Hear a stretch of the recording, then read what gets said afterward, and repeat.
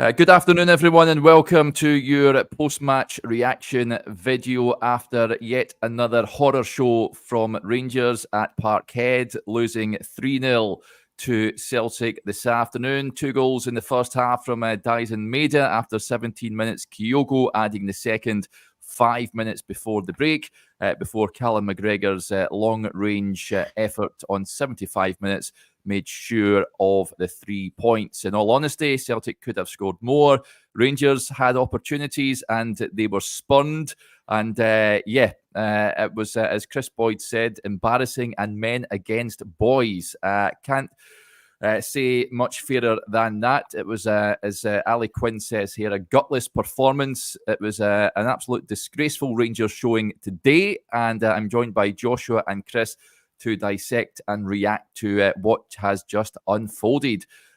Joshua, no complaints about that. If anything, pretty relieved it wasn't a scoreline that was greater than the one that it finished. Rangers are miles off it, and there's only one team that's going to win the league this season, and for Rangers, they should be looking over their shoulder for second place because they are miles away from challenging for the league title.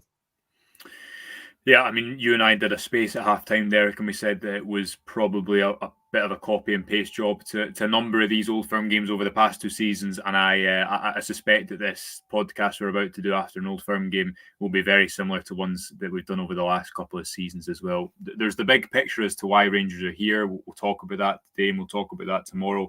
The decisions that have been made that don't allow you to bring in more quality, that the fact that you look at what Celtic are spending on deadline day compared to Rangers, and there's that whole discussion to have as well. And then there's the game in isolation, and a game we really have seen before with Rangers starting, I thought, well for the first 10 minutes, don't take the chances. Celtic, by contrast, have players who seem to enjoy this fixture. Rangers, especially after the game went 2-0 at points. They had a couple of opportunities in the second half at points. In the last year, you've seen them rally a little bit when they've gone a couple of goals behind, but I thought you hardly seen that at all, Derek, as you mentioned. If there was going to be another goal, it felt like it was going to come for Celtic instead of Rangers. So a lot to unpack as ever, but I think that the cause of the result, we've seen it before, and we've spoken about it before, and the frustration for people watching will be they've watched it before more than once. Yeah, where do you start with that, Chris? Defensively, all over the shop. Offensively, not much created, but the opportunities they did carve open, they fluffed their lines. What was your whole take on what just unfolded before your eyes? Ultimately, Rangers not good enough. I don't think that comes as a surprise to us. I think people would have had that opinion before. They would have had that fear before. But when it's then played out over 90 minutes, it's similar to so many of these games that we've seen over the last couple of seasons. Celtic are a team with more quality. They're a team with more conviction. They're a team who make fewer mistakes. They are arguably probably a team with, or they certainly are a team with a manager who knows how to win these games, who knows how to win titles. And Clement has those questions to answer. His players have those questions to answer. Do they have the mentality for it? Do they have the quality for it? Nothing that we have watched over that 90 minutes would suggest that they do. I don't think anyone heading into this season really expected Rangers to go on and win the title. I think that the best they could have hoped for was to try and put up some form of a fight. Is that a team that's got any title fight in it? It's hard to see it. It's a side that's going to finish double-digit points behind Celtic. Another Old Firm game. I said last week, can't remember if it's on Friday or on one of the preview shows it did last week. Ultimately, a Rangers manager who cannot beat Celtic is no use as Rangers manager, regardless of the situation, rather of injuries or transfer business. Being Rangers manager is all about beating Celtic. So there's big questions about the club. There's big questions about the players. Ultimately, the manager has his own questions to answer because this is another Old Firm game that he's lost. This is very much his squad now. He spoke over the last couple of days about the rebuild and all the rest of it. Rangers are nowhere near good enough to beat Celtic over the course of a 38-game season. As I said in my analysis piece, over the games that are left this season, 3 also in the league, there might be a cup game in there as well. Could they win one of those games? Could they get a 90-minute victory against Celtic? Perhaps, quite possibly. Will they beat them over 38 games? Not a chance.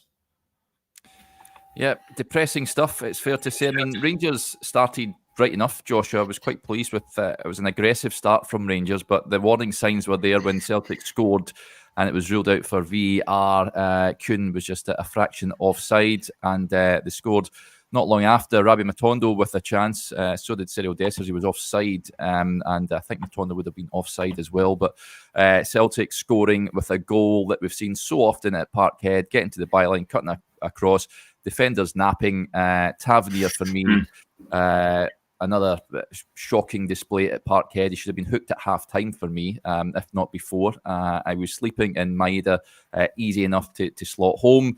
The second goal, I think, is on Jack Butland. His positioning is very poor. Kyogo just passing the ball into the back of the net from, 25, 30 yards out. So defensively, Rangers at 6s and 7s today. The third goal, of course, it's a cracking strike, but again, Rangers not covering themselves in glory. And if you need to defend well when you go to Parkhead, don't you? If you don't do that, don't do the basics, then you're in for a long afternoon, as it turned out to be. Yeah, well, to Chris's point, I mean, it's now going to be over 3 years since Rangers won a significant Old Firm game in the league, discounting that 3-0 game, which is, I mean, if you cast your mind back to when they came back up through the divisions compared to that first Gerrard win, was that about 3 years probably that they had to wait for that for a significant win?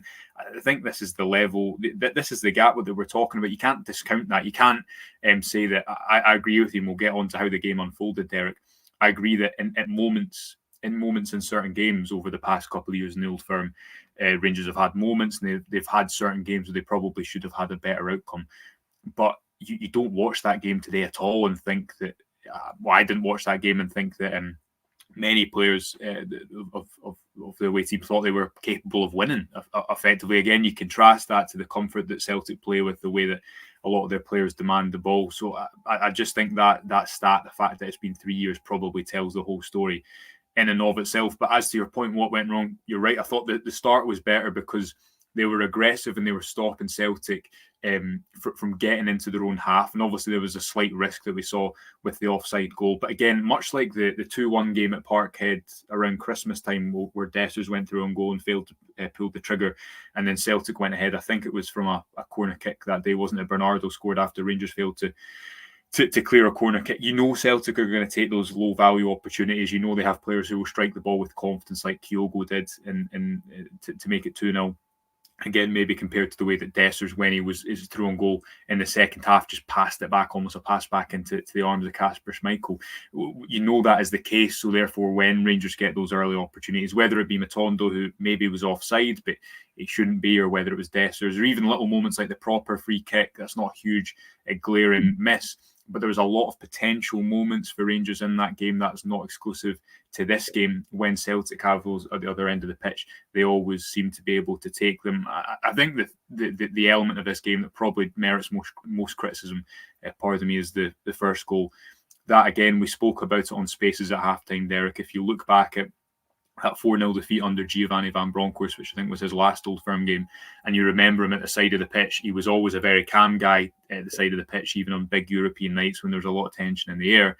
And you remember his reaction when Rangers didn't defend I think it was a free kick that day quickly, and then Jota went up and scored at the other side of the pitch. Very similar with the way that they don't adapt to that throwing quickly. They're unable, proper slips at the front post, and Tavernier's Maeda gets the better of Tavernier yet again. So a lot of parallels to previous games. I agree with you. I thought in the first 10 minutes Rangers started better, but then from that point there on, I didn't think they were comfortable on the ball. People weren't demanding the ball. They weren't able to get up the pitch and be as aggressive, and from that point on, Celtic, I thought, really controlled the majority of the rest of the game.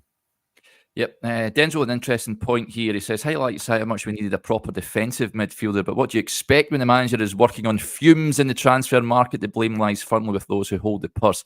It tells a lot when Celtic are able to bring on £20 million worth of talent, well, £21 million if you include Luke McCowan, from the bench that they spent on transfer deadline day. Rangers shopping in a very different market from Celtic, and it shows the quality on the pitch, Chris. for Rangers to manage to topple Celtic, they have to regress somewhat, and Rangers really need to hit top form and really exceed the levels at this point in time. But you can't see that happening for some time at least. Rangers, we talked about it being a rebuild this summer. I've seen a few saying it's more downsizing than anything else. And this team, there's no doubt about it, is worse than last season. I think there's almost two conversations to have after that. There's what went wrong over 90 minutes, and that was quite a lot, and what has gone wrong over weeks, months, years to put Rangers in the position of, I hate to hark back to 55, but that feels like when this slide started to come in. So what went wrong today? Lots of things: individual mistakes, lack of quality, players not turning up, players not producing, questions for individuals, questions for the manager. That's one. The bigger picture is, how have Rangers ended up here? Because they've spent money badly, they've recruited badly, wrong people have been in positions of authority, wrong people have been making those football decisions. And that's a bigger issue. That's a longer term slide to why Rangers have ended up here, losing an Old Firm game once again, as Josh highlighted earlier on, going through this period of not winning meaningful Old Firm games for a couple of seasons now. So yes, we can question the manager and the players after that today, but that is a byproduct of what has gone on. Come the Old Firm game at Ibrox in January, will Clement be able to put a side on the pitch that goes and beats Celtic? Potentially.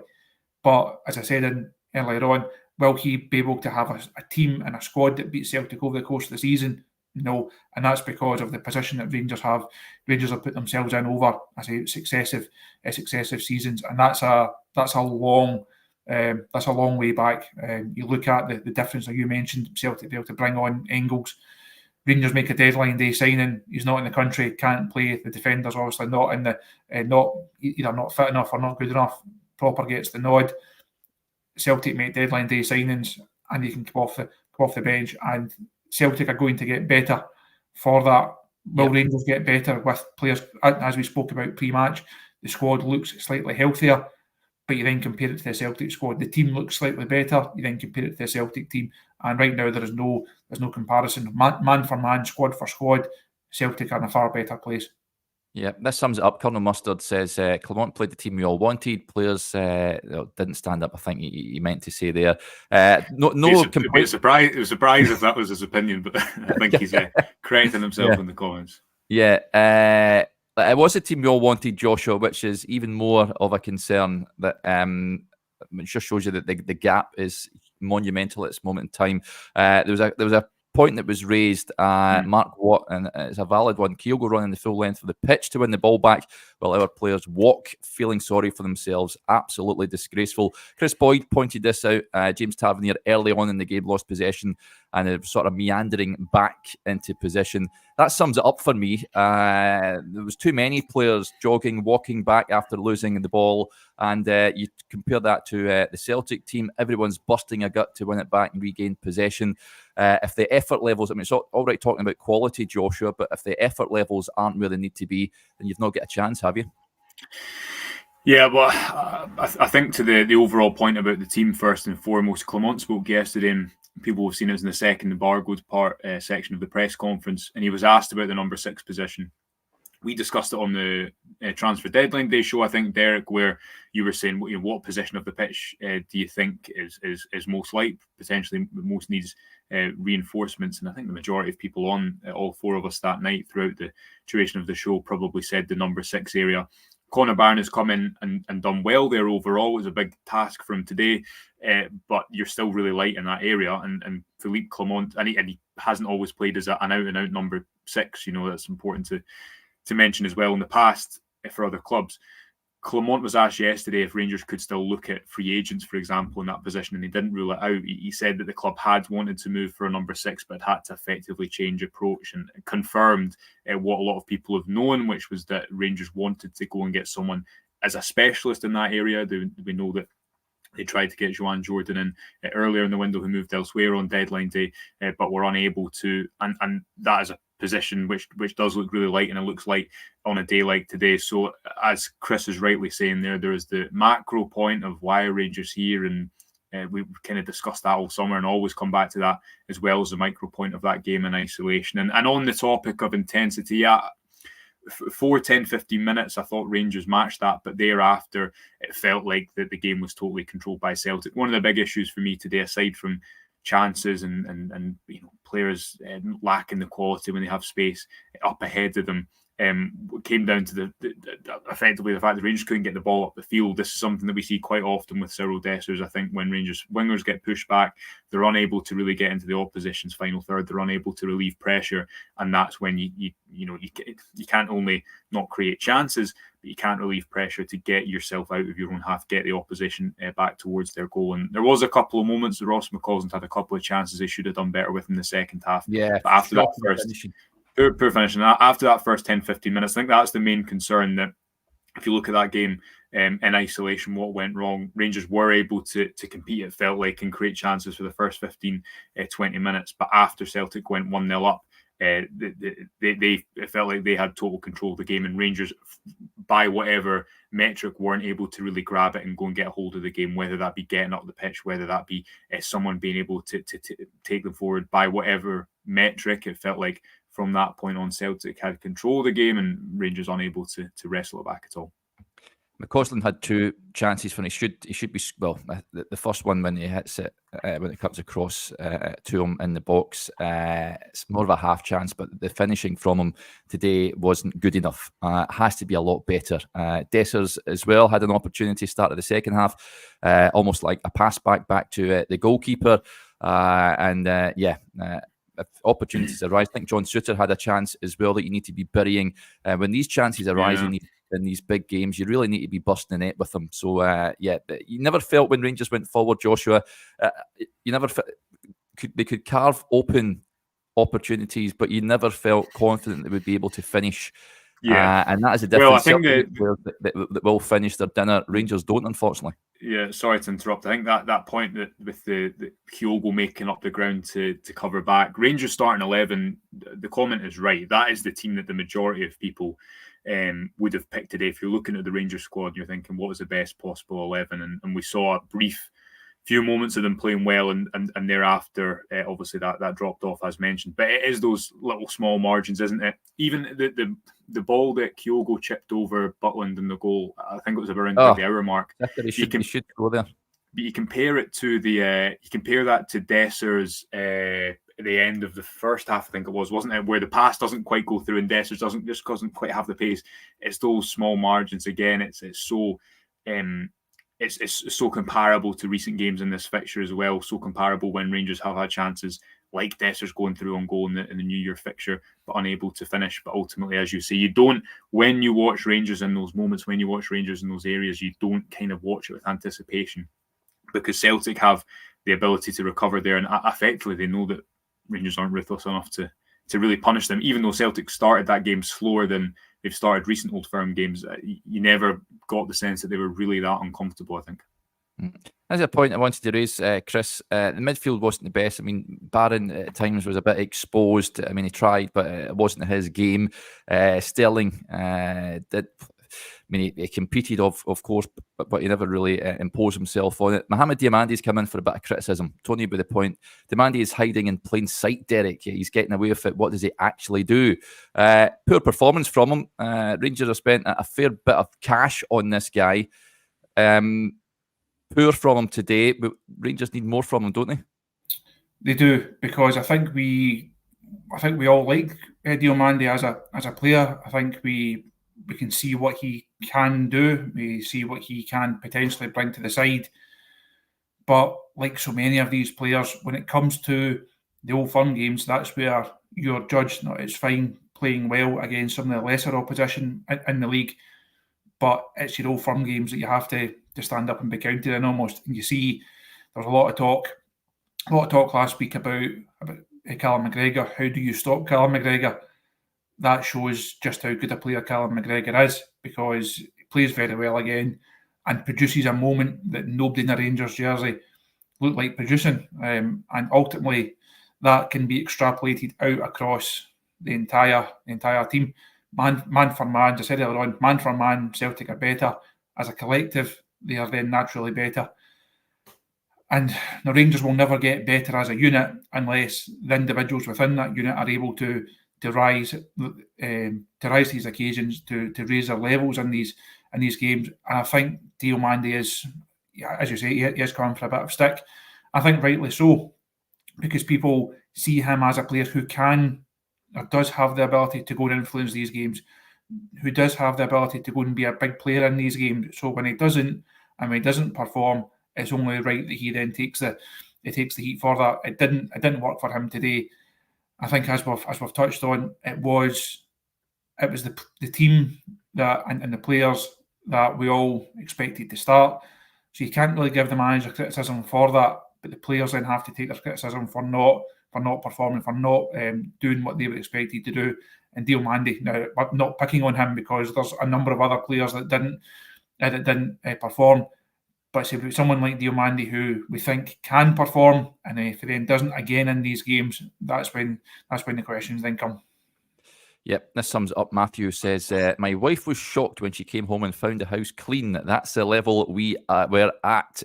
Yep, absolutely. I was thinking about cleaning the house myself, Matthew. But I'll hoover afterwards. But deplorable performance. What do Rangers do with James Tavernier, Joshua?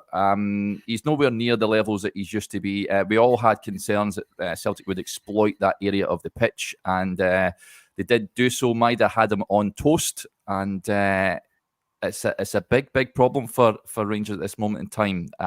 For me personally, I think the manager has to make a big call. He told Chris at the pre-season training camp that he and Goldson, he was speaking about the both of them while Goldson was still a Rangers player, that they wouldn't play the number of games that they have played season upon season in the last few years. He's played pretty much, he's played every game, hasn't he? Is it now time to think about phasing him out? The difficulty you've got with, let's say you're right, like I thought it was bad, and he's not getting younger, and at one point, at some point, you have to look at performances and say, where is the improvement going to come from a player in these fixtures? As Chris rightly says, I think when we're talking about Clement, Rangers need investment. Their squad is not as good as Celtic's. They need to bridge that gap somehow. But you also cannot afford to continue to keep losing these games, because Rangers are now in a rut where no one really, I don't think from any side watching that game today thinks that Rangers are going to go and get a result. That there's no real expectation before an Old Firm game at the moment. That's the truth of the matter. If you were to move Dujon Sterling out to right back, and obviously we spoke about this in pre-season, that was at one point a potential plan that depended on James Tavernier's future because of that bid for him from Turkey. The difficulty is now we've just been speaking about the number 6 position. Rangers have a lot of European games to play as well. How much cover do you have in the middle? You've obviously brought in Nana, who can play at centre-back as well. And I thought you saw today that is a centre-back partnership that probably needs pace. It needs pace in at least one of the sides, doesn't it? Because there wasn't any recovery pace in either Robin Proper or John Souttar.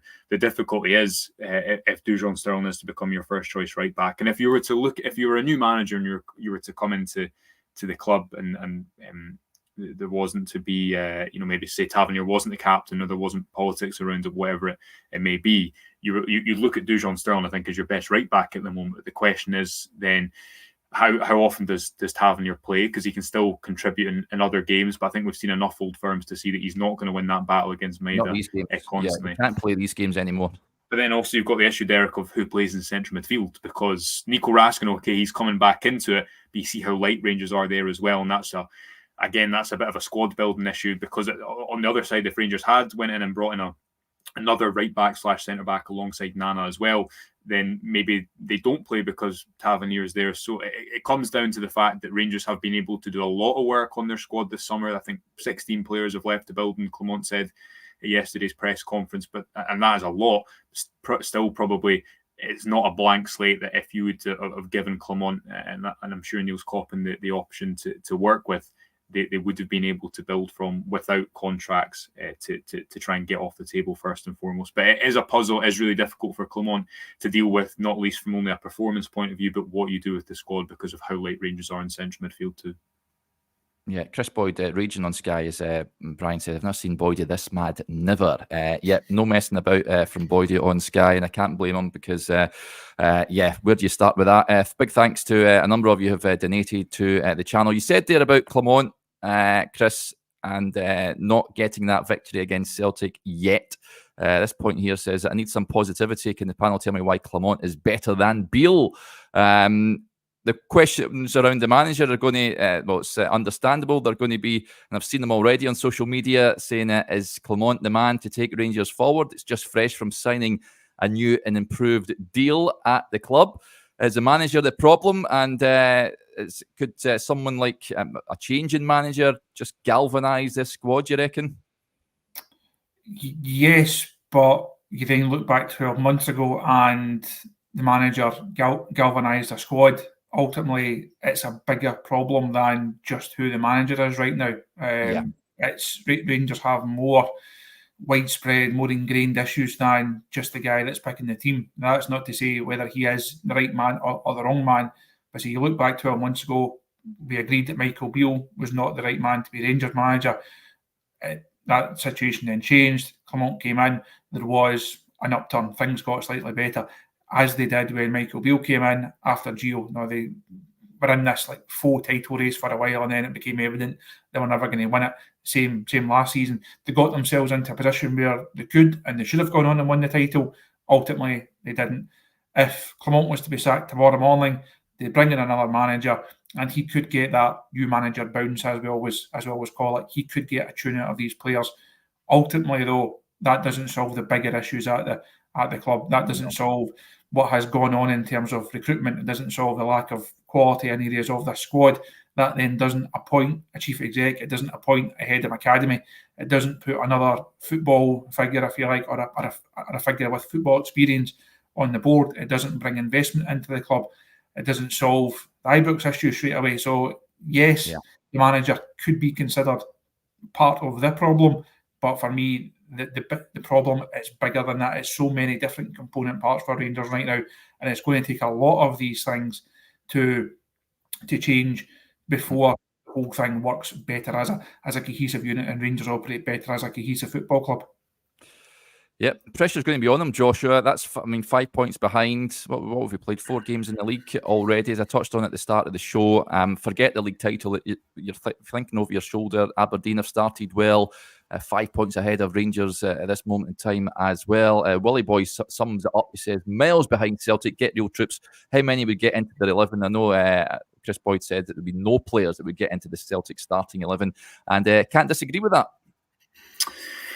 Yeah, it's not great, is it? I mean, I don't know what to add on top of that. You've handed me a nice, easy one there, Derek. Yeah. But listen, I agree with what Chris is saying.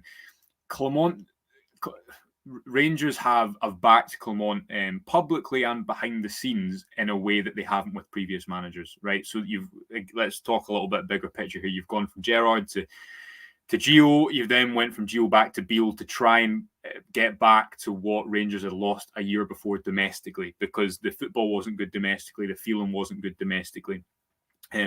Beale comes into the club. There's a lot of change behind the scenes, another transfer window of doing very different things to the summer before, and the mood when by the time he left is not great either. And as Chris says, Clermont arrives to kind of give that squad one last attempt at trying to win something significant, and they got themselves into a great position in the league but couldn't get things over the line. So there's a recognition you can't just keep changing manager, because I guarantee if Rangers were to change manager in a hypothetical world this season, you would see a short-term uplift, but this isn't a short-term problem, and that's the issue. You can't solve a long-term problem with short-term ideas, and for too long, Celtic have been effectively doing the exact same thing since the last time Rangers won the title from a footballing point of view. Not exactly maybe from Postecoglou to Rodgers, but generally the same system. The squad's been pretty settled. This transfer window, they've really strengthened it. They've been able to sell players, and you see that especially in these type of games, in these old firm games. You see how familiar it is for them compared to Rangers. If I've not got this to hand, but I guarantee you, if you were to look at the number of players that have started the Old Firm game for Celtic compared to the number of players who have started the Old Firm game to Rangers over the past 3 years, it would be far higher from a Rangers point of view, because they've not had that consistency, they've not had the consistent style of play, the injury record. All of this is down to short-termism. So you can't just fix that by sacking a manager, but equally at the same time, that does not make that manager void from criticism. Hamza Gaman came on today, and I thought his first interaction, he looked quite good. Yeah, I thought it was a strange decision that his first minutes of football comes 10 when you're 3-0 down. Away they've been brought on before that. That was poor, I think, from Clement. Yeah, so it's a difficult balance to strike, because Clement is not working in ideal circumstances. Look at the money that he's had to spend compared to Brendan Rodgers today. The reality, over the summer, the reality is Celtic have better players, have more quality in their squad. But that can't just be the status quo. The question is, well, how are you going to get beyond that? Is it going to be clever recruitment? Is it going to be the fact that you look long-term and build a younger squad? How do you get to where you need to be at Rangers? So it's a difficult tension to look between the short-term and the long-term. Sacking managers consistently is not the issue, but equally, as you say, the pressure is on there, especially going into that New Year Old Firm, for Clement to get a result in this fixture, because you're now looking at it being 3.5 years between the time when that fixture comes around, almost 3.5 years between the time that Rangers last had a really significant Old Firm victory in the league.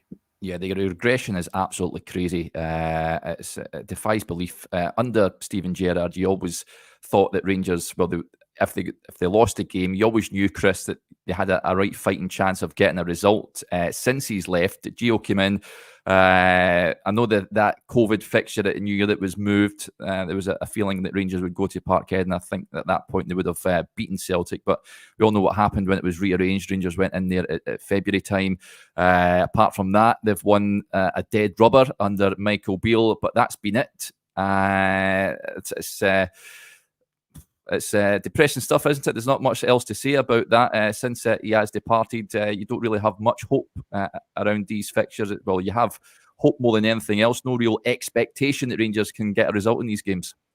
We spoke about this in the previous show that myself, Josh and Johnny recorded last week, about the fear factor, if you like, heading into these games. Now, before Steven Gerrard came in, there was very, very little optimism that Rangers were going to do anything in them. The gap in quality was obvious. The gap in quality in the dugout was obvious. Rangers had very little chance. You always have that boxers, punchers chance of you can maybe win a game, but you're never going to beat Celtic over a sustained run. That changed when Gerrard came in. There was a different vibe about it. Also, a huge rise in quality, a rise in standard in the dugout. But there was also a better tactical plan. There was a better way of going about these fixtures.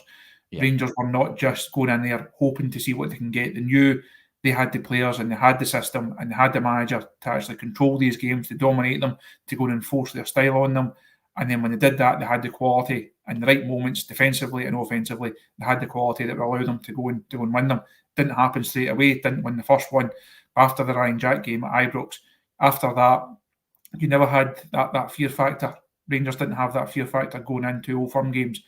Now, I think Rangers have regressed. Now they're back at the stage of what can they expect to get from an Old Firm game. Certainly going to Parkhead. No, it's always going to be difficult, even more difficult with no fans there.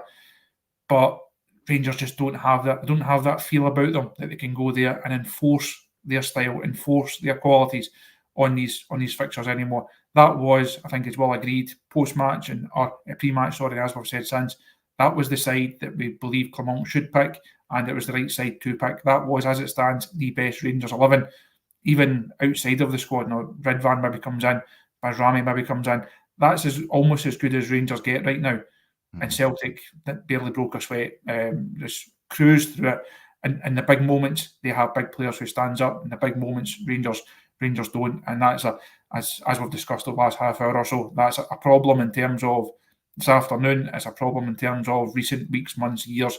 How Rangers go about solving that, that's the biggest problem of all. Yeah, right. We'll let Chris go and he's going to see what Philippe Clement had to say after the game. So thank you for that, Chris. And you can read what the manager had to say over on the Rangers Review website shortly. It will be interesting to hear what he makes of the game. I can't think you'll have too many complaints. There weren't even any dodgy decisions that we can look at that sort of changed the course of the game. Blue Nose Bob sums it up. They don't look like they believe they can win. That pretty much is it. Celtic have the Indian sign over Rangers, Joshua. Even as I touched on earlier, it was a decent start from Rangers, but they have to score early on. If not, you just have that resigned feeling that Celtic will go up the park at some point and put one in the back of the net, and that turned out to be the case. It's a lot to work on and to ponder, I'm sure, for the manager over the next 2 weeks. It'll drag in, given it's an international break, but may come at a decent time just to try and work on a few things. But there's a feeling amongst the fan base that this is going to be one long old season, unfortunately. Yeah, I'm just looking at it because I can't remember off the top of my head, but the fixtures that Rangers have coming up after this. So, as you say, international break, and then it's Dundee United away, 12 o'clock, which isn't an easy game. Dundee at home in the League Cup for Rangers. They then go away to Malmo for the start of the Europa League campaign. They then host Hibs. They then host Lyon in the Europa League. So it's not 4 or 5 really comfortable games coming up before the next international break, which is I think sometime in November. There are a few more difficult games. And amongst that as well, there's a lot to work on, isn't there? I mean, we'll talk tomorrow morning, I think, on the morning briefing a little bit more about, again, how Rangers got here, how they get out of it. We've done it before, haven't we? So there's maybe at risk of repeating ourselves, but it'll be interesting to hear what Clement has to say, because what I think you need in a situation like the one Rangers have found themselves in just now this summer is a way out. Even if it's going to be longer term, there needs to be some sort of journey that people can get involved in and go on. You had that with Gerrard. It was different circumstances, but it's not absolutely miles away increasingly from the position that Rangers were in then compared to now. And there needs to be, I guess, that understanding that Rangers will be able to turn the tide at some point. But not much evidence on the way of that today. We'll try and look at it in a few different ways on the website and bring people some coverage of the game. Again, looking maybe more specifically at why Rangers have got here and the overall context that leads to a performance like that today, and obviously the continuation of this unwanted Old Firm record that they have. Yeah, good luck watching that game back again. I do not envy you in the slightest. But right, listen, that'll do us there, folks. A depressing afternoon at Parkhead as Rangers succumb to a meek showing, losing 3-0 against Celtic in the Old Firm, first Old Firm match of the season. It's left a lot more questions than answers, unfortunately. And not an easy show to do, but thank you for tuning in as ever, and thank you for the donations as always as well. As Joshua said, we will be back tomorrow morning to dissect it. In Join us. detail. Don't miss it. Don't miss it. But we'll try and look back. It's, again, I don't think it's going to be a game where there's a ton of interest in where it went wrong for Rangers on the pitch there, because people have seen that so many times before. But we'll try and give people half an hour's entertainment in the morning if we can. Yeah, enjoy the rest of your Sunday, folks, if you can. Go and do some housework, like Buddy mentioned a little earlier on, as John was saying. But we'll speak to you tomorrow morning. Until then, bye for now.